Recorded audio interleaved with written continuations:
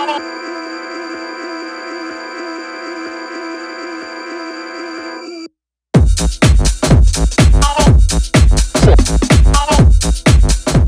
up, fam? It's your boy Demuir here, purveyor of all sounds underground. Thank you for joining me on my YouTube channel today, where I'll be discussing the topic of how I go about using Moog's subsequent 37 keyboard. You don't see it on the screen yet. We'll do a little B-roll, you'll see what I'm talking about, and we'll have more focus on the piece of gear. But before we jump into the details of this, what I need from you is that SLC. Hit subscribe, like, comment, and more importantly, hit the notifications bell to stay in touch with the new videos that we have up and coming. All right, so Moog Subsequent 37 is a new piece of kit. It's a relatively new in my studio for about the last year and a half that I've had. I've used it on tracks like Shroom Trippin' on Socialize, as well as on the remix for Shaded Mad Stacks on Hot Creations. I just love the keyboard in its analog components, and before I jump into sort of my overall approach and philosophy on how I use the piece of gear, the most important thing that I do, and I learned this from Mr. G, is with any sort of outboard gear I have that has analog components, I turn them on and just leave them on for probably the first hour to 2 hours, just so things warm up and sound great. The longer it's on, the better it sounds throughout the day, at least I find for myself. And I don't do any crazy preamp stuff. I mean, I have everything connected and routed to my Apollo 8s, and it goes through maybe a 610 preamp or any other sort of preamp plugin I'm interested in using, and it's recorded right into the DAW. So those are some of the sort of requisite things I wanted to share with you at the top of this. Now I'm going to jump into my overall approach and the points behind that. So point number one, whenever I'm using any sort of outboard gear, I'm always looking to capture interesting lines or phrases that I can then later manipulate and arrange in Logic itself. I'm not really looking to do a lot of live sort of things for several bars while I'm making a track or a sketch. I just rather capture the main groove and components. So it could be a bass line, it could be an acid line, whatever it is. I'm just looking to capture that particular moment so I can take advantage of it later on. And point number two, I wouldn't consider myself a serious synth head or designer. I really have no freaking structure when it comes to this. I'm just focused on what is actually coming out of the gear. The sound itself is the most important piece for me. I guess later on I'll be interested in the structure of how to create and design sounds, and it's all good, but that's a whole other rabbit hole I'm just not interested in at the moment. I just want to get the right sound and lines down. And point number three, this is probably the most enabling part of my approach to leveraging outboard gear, whether it's in sketches or for full songs, is the fact that MIDI is your friend. It can capture the actual notes, events, what you're actually doing that's coming out of the keyboard or piece of outboard gear itself. And more importantly, you can edit it after and also always be in sync with the BPM. So you can move the BPM and easily be in sync with that and not have to worry about any adjustments that you have to make. And it also solidifies capturing that moment, in my opinion. So MIDI is your absolute friend in this. I really happened upon this sort of structure when I made a song called Coward of Aries on my True School album, released on DJ Sneak's Magnetic recordings at the time. I have the masters for that record, so you can get it on my Bandcamp now, pretty much. But I remember it was just happenstance. I had the TB3, and I was messing with it, and I didn't realize that I had the MIDI notes being recorded right into Logic. at the same time I was doing audio, because to me it was a piece of outboard gear at the time. I was just focused solely on the audio components, and then realized after that the MIDI was recorded as well. So all I did was I leveraged those same MIDI notes to edit and actually put them on other instruments to play the same lines in perfect sync. So MIDI is your definite friend in this case. And point number 4, when I feel like I got everything correct and a decent groove going, I'll commit to audio. And this is the rare time that I actually commit. I'm more of a MIDI person. I like to swap sounds out, but that's more for drums or any sort of percussion stuff. When it comes to bass lines or unique sounds coming out of any of these pieces of gear, I want to just capture that and stay on it and then leverage it for further processing. So be sure to bounce to audio. And last but not least is point number 5. After doing all of those above steps 1 through to 4, including making sure your piece of analog gear has been on for some relative amount of time, at least an hour, what you'll have is a series of great audio clips that you can now start leveraging to build out and flesh out the tracks arrangement. I do this all the time, and it's just a process that works very well for me. I don't want to be bothered with making sure certain machines are talking to other machines in a certain time and it's perfectly synced up, because facts are I have an older machine that I'll probably upgrade either later this year or early next year, and it's just never going to be completely in sync. So for now, this process works for me, and having those series of different audio clips also allows you to push different types of processing through those individual moments that you've created with your outboard gear. All right, so I'm not going to wrap up the video quite yet. We're now going to move into an actual work in progress. So I'm going to try and sketch something off, and you'll see exactly what I've been talking about. All right, so we are back here. As you can see, this is my Sub 37, and you're seeing my screen. I got a little sort of loop going on. So I'm basically gonna create a real-time sketch, and what I do in Logic, I usually just pull up a MIDI instrument. So in this case it's the Moog Sub 37, and now I'm going to try and record some notes. But actually what I need to do is join this sample here, create. I'm gonna let this run. Ooh, it doesn't look okay. I was a little worried it wasn't on beat, but it is. I'm gonna let it run for 2 bars, and I usually make sure latency is turned on. I go for the count in. So before I record, I usually just fool around just to know what I want.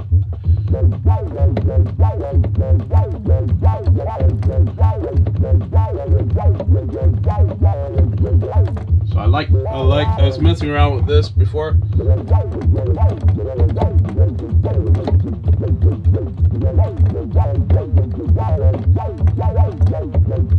Okay, I like that. So now what I'm going to do, it's essentially record the MIDI notes for that right here on Logic. So let's get a count in and record that. Oh. Never mind. That was my error. So let's do this. I don't know why you're doing that.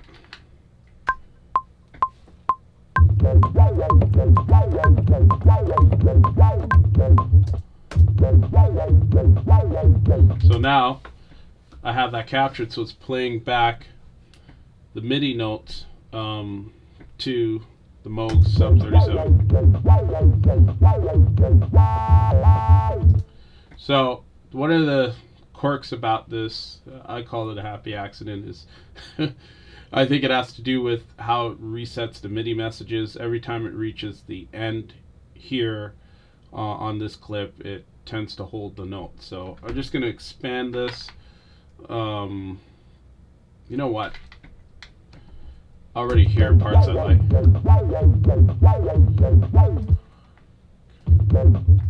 I'm just going to keep first bar of that, really. Yeah. So just cut that, take that out. And this is, we're almost going to get to the fun part. Like, that's the easiest part, is recording the MIDI. I'm looking over at my patch bay now to see where I have it running. So I'm now going to record some interesting audio parts. So I'm going to arm this and make sure it's getting a signal, and it is. So now what I'm going to do is just mess around with the parameters and record it at the same time and see what happens. So let's go.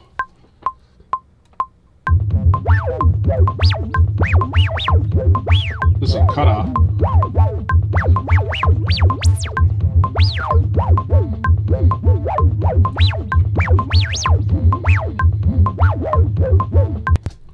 So that'll act as my first clip where it's messing with the cutoff.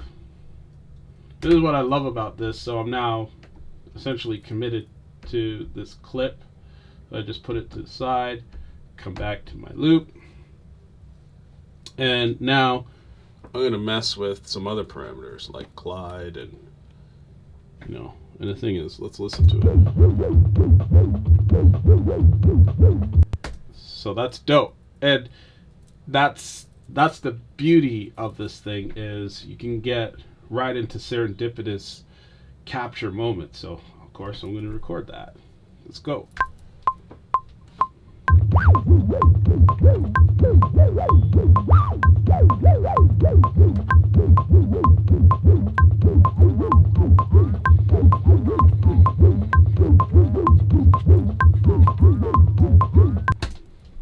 Dope.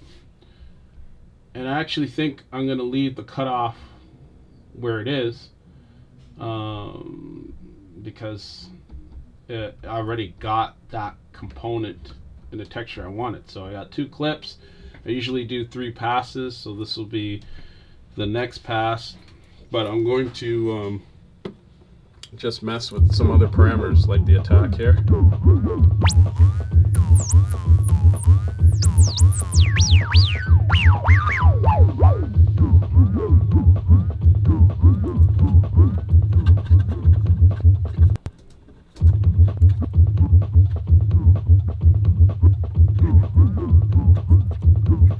Messing with the decay a bit.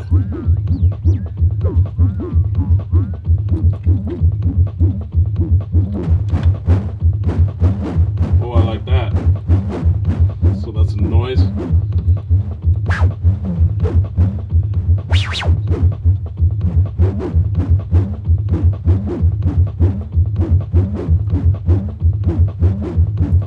Didn't need to do much there. Oh, that's dope. So that's going to sound mad dope with what I'm going to do there. So get ready.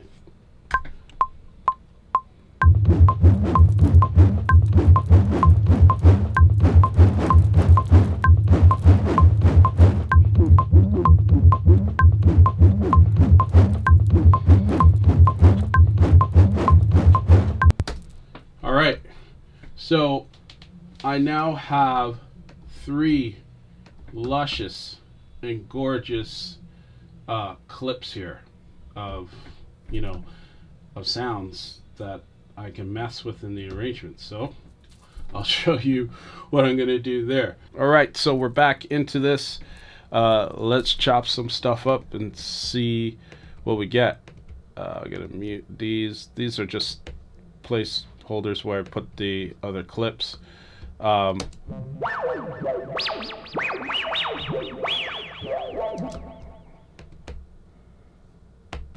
Would have that like echoey sound on it. Oh, Yeah, I know.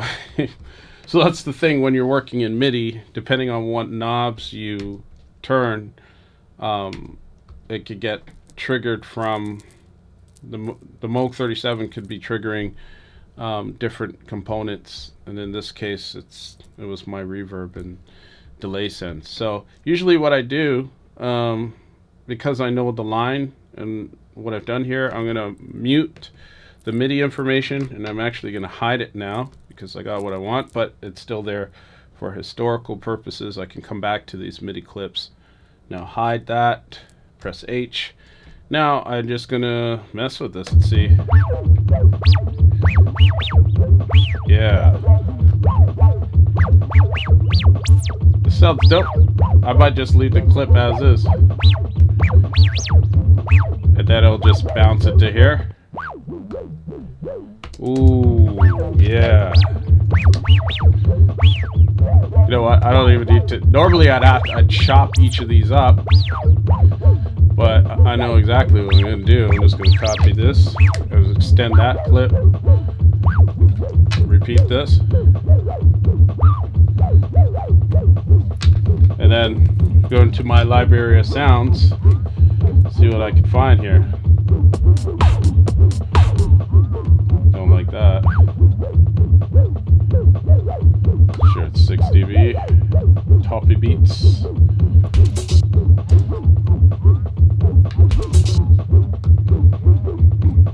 So this might work. Let's see.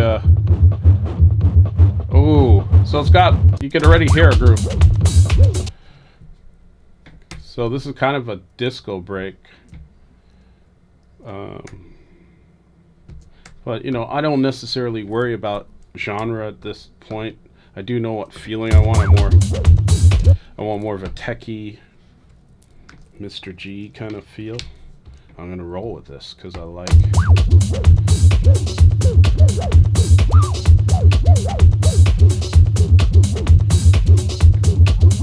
Take the delay off. These are all my sounds. Some of these I use to build out the Loop Masters kit. Oh man, I have fun with this. So at this point, I'm just gonna find, oh maybe fuck it, some more conga shit.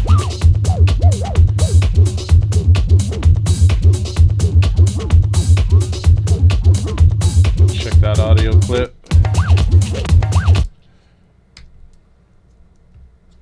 Time stretch it. See, it's got to be one of my fastest sketches, yo. It's just sort of coming together nice. I'm gonna take out any low information there. Gain stage of 2. And if you're wondering, this is what my weekly production stream is sort of like, but it's different views and shit, you know what I'm saying? So anyway, let's get back into it. Oh, and it's only on Patreon.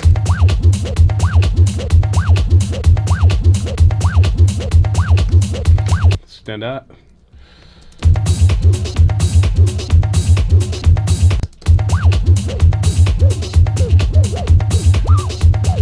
So far, like that, you can see it's coming together very quickly. Gain stage that, minus 6 dB.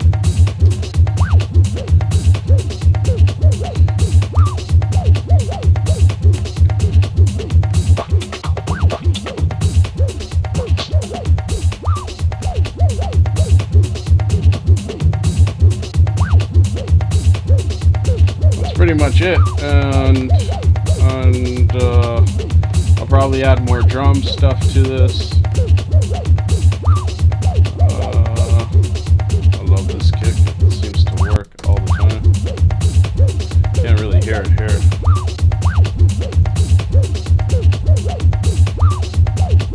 Switch that to mono. And if you're wondering, I am in mono.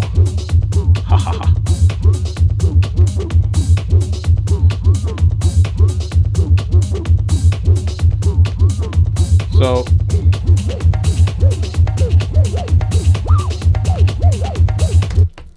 anyways, there you have it. I was able to get a quick sketch off. I'm going to save this real quick and call it my Sub 37 sketch. You might even see the song out in some time.